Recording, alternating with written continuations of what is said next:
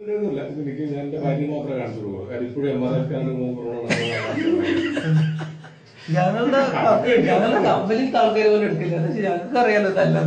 അല്ല ഞാൻ ഒരു കഴിഞ്ഞിട്ടെ സത്യങ്ങൾ എന്തിനാ അവര് പറയുന്നത്? അവർക്കൊരു പ്രൊജക്ട്, നിങ്ങൾക്കൊരു പ്രൊജക്ട് തന്നിരിക്കുകയാണ്. അവര് നിങ്ങളുടെ ഒരേ രോഗത്തിന്റെ ആയിരക്കണക്കിന് ഷേപ്പ് എത്ര മിനിമം എത്ര എണ്ണം കാണും? നമുക്ക് എത്ര വേണമെങ്കിൽ 1024 നമുക്ക് വേണമെങ്കിൽ 100 ബിറ്റ് ഇടാം, 1000 ബിറ്റ് ഇടാം. നമുക്ക് വേണമെങ്കിൽ 1 ലക്ഷം ഫ്രെയിം ഉണ്ടാക്കാം, 10 ലക്ഷം ഫ്രെയിം ഉണ്ടാക്കാം, എത്ര ഫ്രെയിം വേണമെങ്കിലും ഉണ്ടാക്കാം. നമുക്ക് അതിന്റെ ഏറ്റവും യോജിപ്പിക്കുന്ന രീതിയിൽ ഏത് റീജിയനാണോ നമ്മൾ സപ്ലൈ ചെയ്യുന്നത് ആ റീജിയനിലേക്ക് ഏറ്റവും മാച്ചിങ് ആയിട്ട് വരുന്ന രീതിയിലുള്ള പ്രോട്ടോടൈപ്പുകളാണ് നമ്മൾ അതിനകത്ത് പ്രോഗ്രാം ചെയ്ത് വെക്കുന്നത്. പ്രോഗ്രാം ചെയ്ത് വെച്ചിരിക്കാം. പ്രോഗ്രാം ചെയ്ത് വെക്കുന്നത്. അപ്പൊ ഇത് ആരാണ് ആദ്യം തരുന്നത് നിങ്ങൾക്ക്? നമുക്ക് ഇത് വാങ്ങിക്കുന്ന ഏത് കമ്പനിയാണോ നമ്മൾ ഡിവൈസ് പ്രോഗ്രാം ചെയ്യുന്നത്, ഇപ്പൊ ഫിലിപ്സ്, സീമെൻസ് ഇങ്ങനെയുള്ള കമ്പനികളാണ് ഇതിന്റെ എക്യുപ്മെന്റ്സ് ഇറക്കുന്നത്. അപ്പോൾ അവരുടെ മെഡിക്കൽ ഫീൽഡിൽ ടെക്നിക്കലി ക്വാളിഫൈഡ് ആയിട്ടുള്ള ആൾക്കാർ ഈ പ്രോട്ടോടൈപ്പിന്റെ പിക്ചറും അതിന്റെ കാര്യങ്ങളൊക്കെ പ്രോഗ്രാം ചെയ്യേണ്ടത് നമുക്ക് അയച്ചു തരും. ഇന്നൊക്കെ പ്രോഗ്രാം ചെയ്ത് വെക്കുന്നത്.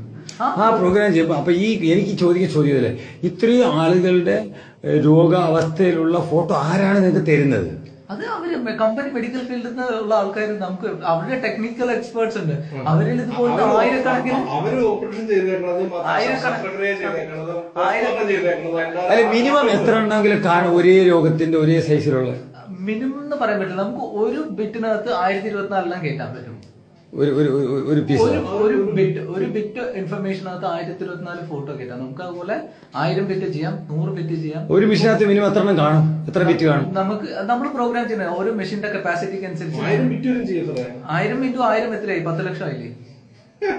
10 ലക്ഷം ഫ്രെയിം അതിനകത്തുണ്ട്. 10 ലക്ഷം ഫ്രെയിം നിങ്ങൾ അതിനകത്ത് ഫിറ്റ് ചെയ്യും. അതിനകത്ത് ഞാൻ വന്ന് എന്റെ ഫോട്ടോ, ഞാൻ വന്ന് എന്റെ മുമ്പിൽ ഇരുന്ന് നിങ്ങളുടെ ക്യാമറ മുമ്പിൽ കമ്പ്യൂട്ടർ മുമ്പിൽ ഫോട്ടോ എടുക്കുക. ഫോട്ടോ എടുക്കുമ്പോൾ ഞാൻ വന്ന് കമ്പ്യൂട്ടറിന്റെ മുമ്പിൽ ഫോട്ടോ എടുക്കുമ്പോൾ എന്റെ ഫോട്ടോ അതിനകത്ത് പതിയുമ്പോൾ നിങ്ങൾ അതിനകത്ത് വെച്ചിരിക്കുന്ന ബിറ്റ് ഏറ്റവും മാച്ചിങ് ആയിട്ടുള്ളതും ഇതും തമ്മിൽ ടാലി ചെയ്യുമ്പോൾ ഏറ്റവും പ്രോട്ടോടൈപ്പിൽ ഏറ്റവും മാച്ചിങ് ആയിട്ടുള്ള പിക്ചർ ക്യാപ്ചർ ചെയ്തിട്ട് നമുക്ക് അയച്ചിരും. ഇതാണ് നിങ്ങൾ ഡയഗ്നോസ് ചെയ്തോളൂ പറഞ്ഞിട്ട് ടെക്നീഷ്യന് കൊടുക്കും. ടെക്നീഷ്യൻ എന്താ വെച്ചാൽ അതിനകത്ത് ഓൾറെഡി ഇൻസ്ട്രക്ഷൻ ഉണ്ടാവും. ഓരോ രോഗത്തിനും തന്നെ ഇൻസ്ട്രക്ഷൻസ്, ആ ഇൻസ്ട്രക്ഷൻ അനുസരിച്ച് ടെക്നീഷ്യൻ ഡയഗ്നോസ് ചെയ്യും. അങ്ങനെയാണ്. അപ്പൊ ഞാൻ ചോദിക്കുന്ന അടുത്തൊരു ക്വസ്റ്റ്യൻ ഇതാണ്, ഈ ടെക്നീഷ്യന് ഇതിനെ ഡീറ്റെയിൽസ് അറിയേണ്ട കാര്യമില്ല. അപ്പൊ ആർക്കാണ് ഇതിന്റെ ഡീറ്റെയിൽസ് അറിയേണ്ടുന്ന ആള്?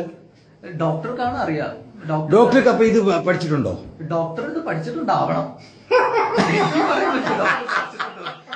അവിടെയാണ് ഇമ്പോർട്ടന്റ്. ഡോക്ടർക്ക് ഇത്രയും സൈസ് സാധനങ്ങൾ.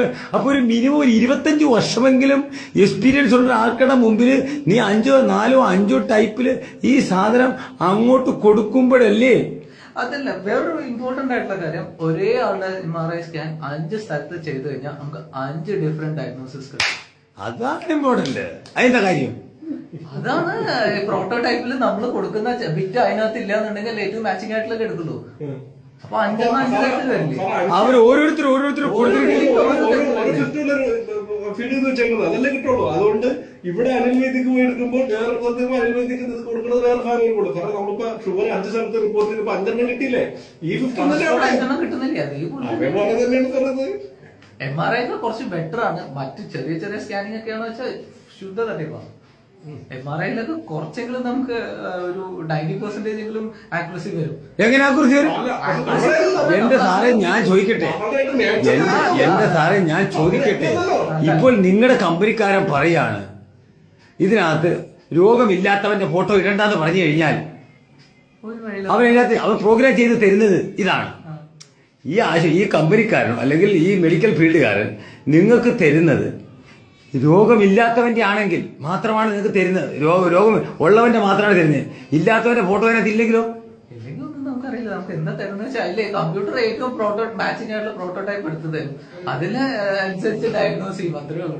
അതാ ഞാൻ പറഞ്ഞ 5 സ്ഥലത്ത് കൊണ്ടുപോയി 5 സാറേ അവിടെ അല്ലേ ചോദിച്ചാൽ ഞാൻ വീണ്ടും ഇപ്പോ അവര് തരുന്ന പീസിനകത്ത് ഫോട്ടോയ്ക്കകത്ത് അല്ലെങ്കിൽ നിങ്ങളുടെ പ്രോഗ്രാമിനകത്ത് അല്ലെങ്കിൽ നിങ്ങളുടെ ഫോട്ടോയ്ക്കകത്ത് രോഗമില്ലാത്തവന്റെ ഫോട്ടോ ഉണ്ടാവാം. രോഗമില്ലാത്തവരെ ഉണ്ടാവും. എല്ലാ തരത്തിലുള്ള പ്രോട്ടോടൈപ്പും നമ്മൾ ചെയ്യുന്നുണ്ട്. പക്ഷെ രോഗമില്ലാത്തവന്റെ അവൻ തന്നില്ലെങ്കിൽ നിങ്ങൾക്ക് ഇടാൻ പറ്റില്ലല്ലോ. പറ്റില്ല. അപ്പം മെഡിക്കൽ ഫീൽഡുകാരൻ എല്ലാവർക്കും രോഗം ഉണ്ടാക്കാൻ അവൻ തീരുമാനിച്ചാൽ എല്ലാവർക്കും രോഗം ഉണ്ടായിക്കൂടെ? തീർച്ചയായും പറ്റും. തീർച്ചയായും പറ്റും. അത് നമ്മൾ എന്ത് ചെയ്യുന്ന അതിനനുസരിച്ച് ഔട്ട്പുട്ട് കിട്ടുള്ളൂ, അല്ലാതെ വേറൊരു ഔട്ട്പുട്ട് കിട്ടാൻ ഒരു വഴിയില്ല. ഔട്ട്പുട്ട് നമ്മൾ എന്താണോ ഇൻപുട്ട് ചെയ്ത് വെച്ചിരിക്കുന്നത് അത് മാത്രമേ ഔട്ട്പുട്ട്, അല്ലാതെ ഇതിനകത്ത് വേറെ ഒരു തരത്തിലും ചെയ്യാൻ പറ്റില്ല. ഇതാണ് ഞങ്ങൾ ചെയ്യുന്ന പ്രോഗ്രാമിംഗ്.